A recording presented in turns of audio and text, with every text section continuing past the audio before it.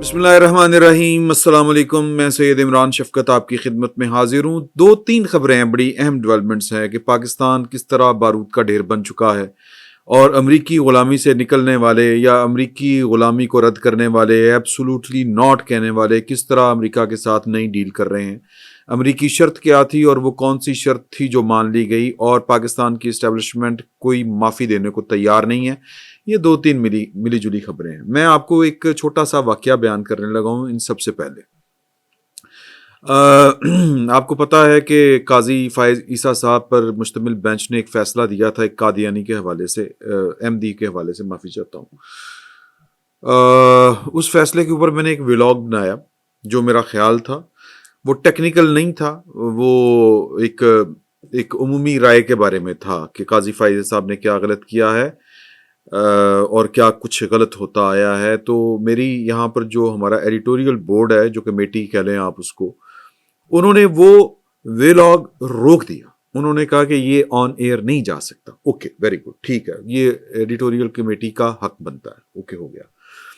مجھے ٹیلی phone call کی ہمارے میں تو بڑا احترام میں، وہ لائق احترام ہی ہیں، انجینئر محمد علی مرزا صاحب۔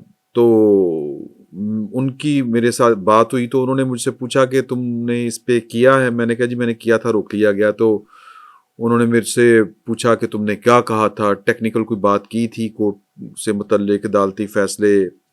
میں نے یعنی وہ سرسری سی تھی، میں نے ویسے رائے دی تھی، جو میں نے رائے دی تو وہ سن کے ہنس پڑے، اور انہوں نے کہا کہ تمہارے اوپر جو ہے یہ تمہارے ایڈیٹوریل بورڈ نے یا کمیٹی نے نیکی کی ہے۔ مجھے بات سمجھ میں آ گئی۔ میں نے کہا جی ٹھیک ہے، اگر ایک یعنی جو ایک اسکالر یہ والی بات کہے تو پھر اس کا مطلب ہے کہ آپ کو مجھے تو ایڈیٹوریل کمیٹی پہ ہی تھا تب تو ٹھیک ہے یہ کیا کیا ہے، لیکن وہ ٹھیک لگا کہ ٹھیک ہے جی، لیکن ان کے کہنے کے بعد تسلی ہو گئی۔ تو آج ایک واقعہ لاہور میں ہوا ہے 1 بجے کے قریب تھانہ اچھرا کو ایک ٹیلی فون کال جاتی ہے، اور وہ ظاہر ہے کہ اس وقت 15 جو پر کال جاتی ہے آمنہ نامی خاتون کی، اور وہ خاتون کہتی ہیں کہ جی کہ یہاں اچھرا بازار میں بہت گڑبڑ ہو گئی ہے، بڑا لوگ مشتعل ہو چکے ہیں اور کوئی خون خرابہ ہو سکتا ہے۔ ہوا کیا ہے؟ ہوا یہ ہے کہ ایک خاتون آئی ہیں، ریسٹورنٹ میں کھانا کھا رہی ہیں، اور انہوں نے قرآنی آیات ان کے لباس کے اوپر تحریر ہیں اور وہ انہوں نے پہنا ہوا ہے۔ تو لوگ مشتعل ہو گئے ہیں، دوڑے پولیس والے پہنچے، اور آپ سلام پیش کیجئے، میرا تو دل خوش کر دیا اس بچی نے۔ اس کا نام ہے سیدہ شبانہ نقوی، شی از ASP گلبرگ۔ اب ان کے پاس میرا خیال ہے کہ کوئی اس طرح کی آفیسر نہیں ہوگی، لڑکی کا معاملہ تھا، رش کیا انہوں نے، اور یہ جا کے وہاں پہ جو جس طرح اس بچی نے، یہ جو آفیسر ہے ینگ آفیسر، اس نے جس طرح ٹیکل کیا ہے اس مشتعل ہجوم کو، میں آپ کو ایک کلپ سنانا چاہتا ہوں۔ ہم لوگ ادھر ASP کے طور پہ سرو کر رہے ہیں، کسی کو کوئی شکایت نہیں آئی۔ اس طرح کے واقعات ہم نے 3 پورے نبھائے ہیں۔ آپ لوگ کو ہم پہ پورا ٹرسٹ ہونا چاہیے۔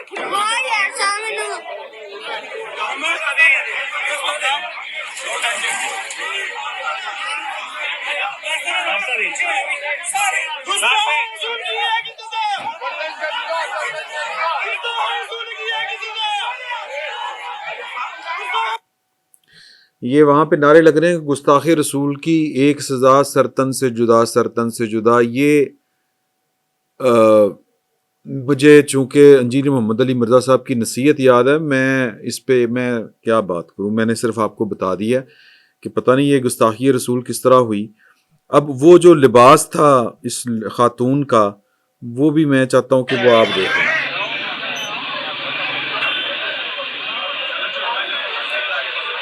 اچھا، یہ سہمی ہوئی کھڑی ہے، اس کا شوہر ہے ساتھ۔ اس خاتون کا نام جو ہے وہ میں بس ایسے نہیں آپ کو بتا رہا، مطلب کیا ضرورت ہے بتانے کی۔ تو یعنی اس کے لباس کے اوپر 2 حرف تھے، وہ ریپیٹڈ پرنٹ ہوتا ہے نا، آج کل بڑے چلے ہوئے ہیں منٹوں کے فسانوں کی لائنیں کچھ، یا ہمارے ساتھ میں جب بول ٹی وی میں کام کرتا تھا تو اب وہ جیو میں کام مارننگ شو کرتی ہیں ہما امیر شاہ، وہ ایک دن میں نے پہلی دفعہ اس طرح کی پرنٹنگ والا سوٹ انہیں پہنے دیکھا تھا.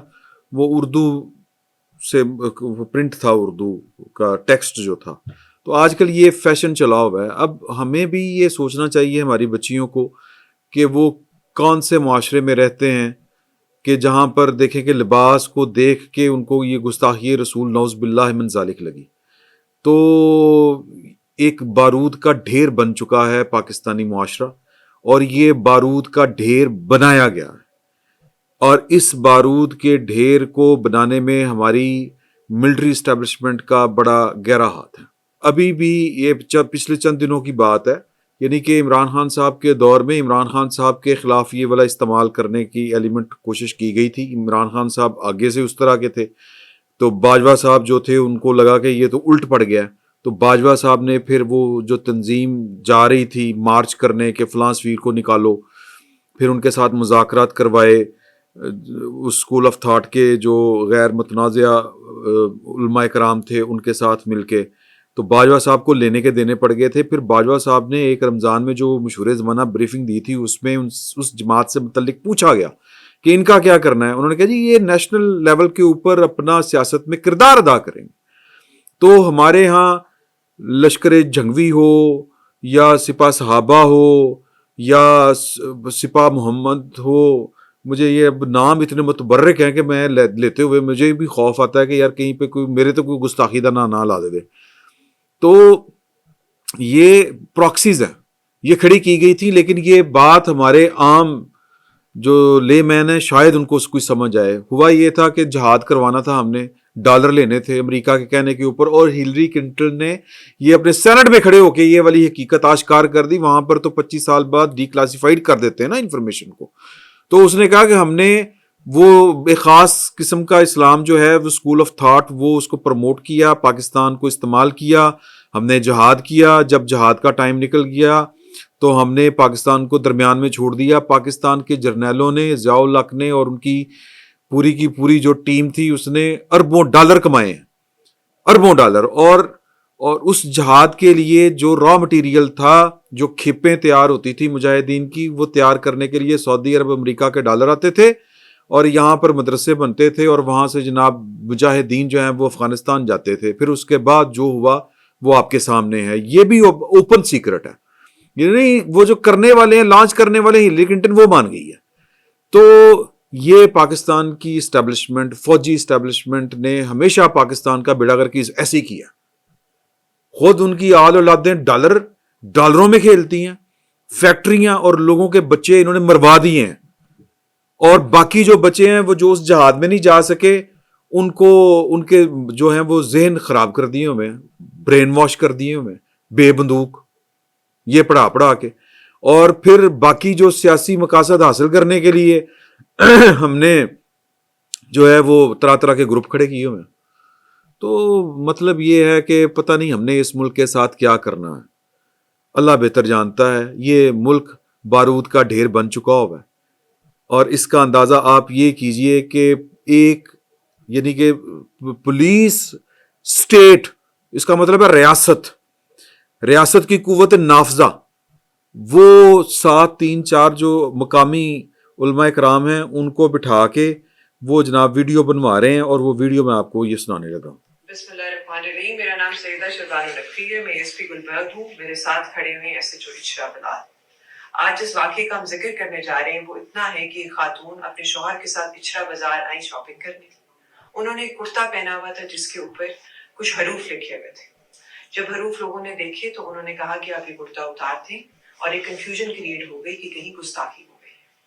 اس چیز کو جب ہم نے آگے پروو کیا تو جو چیز سامنے آتی ہے, جو حقائق سامنے آتے ہیں, ان کے متعلق آپ کو ندیم بھی بتائیں گے جو موقع پہ اس دن موجود تھے, اس ٹائم پہ موجود تھے. آج 1 بجے کے قریب یہ وقوع پیش آیا, اور اس کے بعد وہ خاتون بھی معذرت کرے گی کہ کیا ہوا اور کیا ان کی نیت تھی, اس کے متعلق بھی بات کرے گی. جی یہ بیٹی سے بات ہوئی تھی میری, اور اس سے وہ غلطی ہوئی ہے, لیکن وہ لفاظ ٹھیک تھے, ویسے ڈیزائننگ اس کی بنی ہوئی تھی, لیکن لوگوں نے دیکھا کہ یہ خرابی کا باعث بن رہا ہے.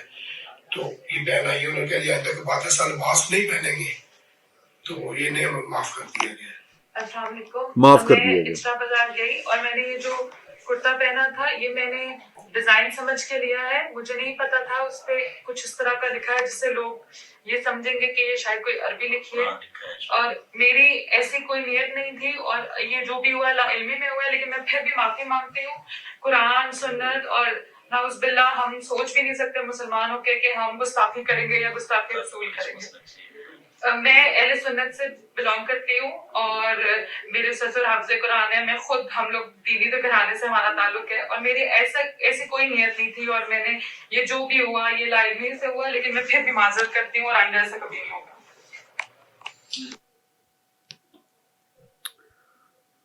وہ جو ساتھ عالم دین بیٹھے ہیں بزرگ, وہ سیانے آدمی ہیں, اور وہ بیسیکلی کہہ رہے ہیں کہ یہ بھی بتاؤ کہ تم کس اسکول آف تھاٹ سے ہو تاکہ جان تمہاری پراپر چھوٹے. تو ہم یہ تھینکس ٹو پاکستان کی فوجی اسٹیبلشمنٹ, اور وہ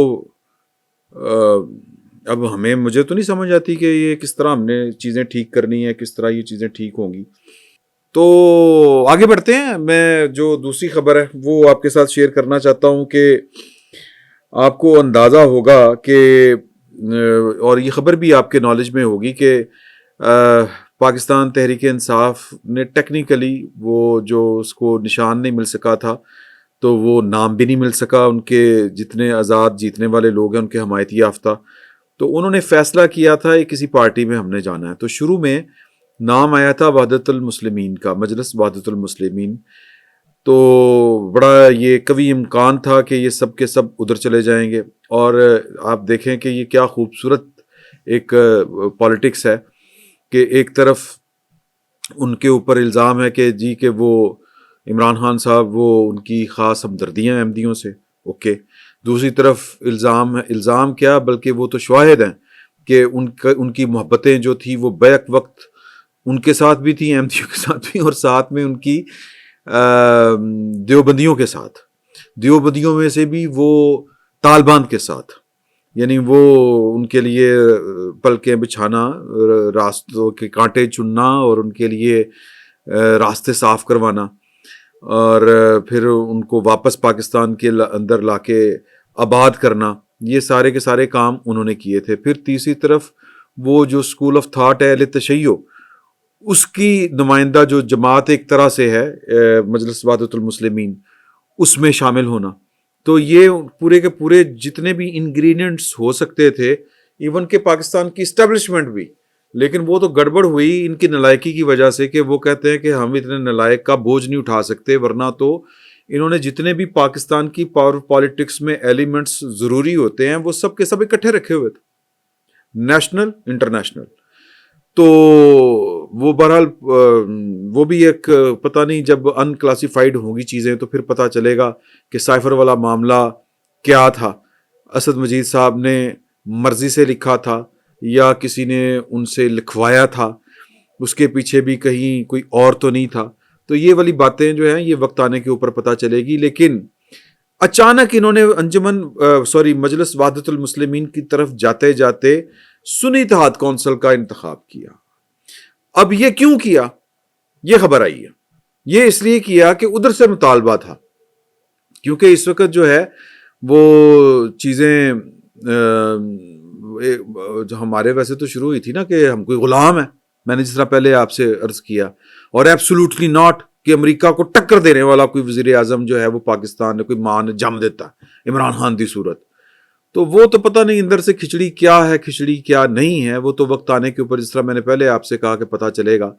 لیکن یہ بات جو ہے اب پتہ چلی ہے کہ اس طرف سے یعنی کہ بھائی لوگوں نے کہا کہ جی کہ اب آپ ہم سے جو مطالبہ کر رہے ہیں کہ ہماری منزلیں کوئی آسان کریں, مشکلیں دور کریں, پاکستان کی اسٹیبلشمنٹ کے درمیان جو کوئی رابطہ کاری کروائیں یا ان کو بنائیں, تو پائے نا آپ تو ہمارے دشمنوں کے ساتھ جا کے مل رہے ہیں. یہ تو سارے کے سارے فیڈ ادھر سے لیتے ہیں, ساری کی ساری ہدایت ادھر سے لیتے ہیں ایران سے, اور آپ اس پارٹی میں جا رہے ہیں. خبردار یہ کام نہیں کرنا. اور ایک اطلاع یہ بھی ہے کہ مجلس وحدت المسلمین کے جو سربراہ ہیں علامہ راجہ ناصر عباس صاحب, وہ حسن نصر اللہ صاحب جو ہیں ماس والے, ان کے ساتھ ان کی کوئی الیکس لیک بھی ہے.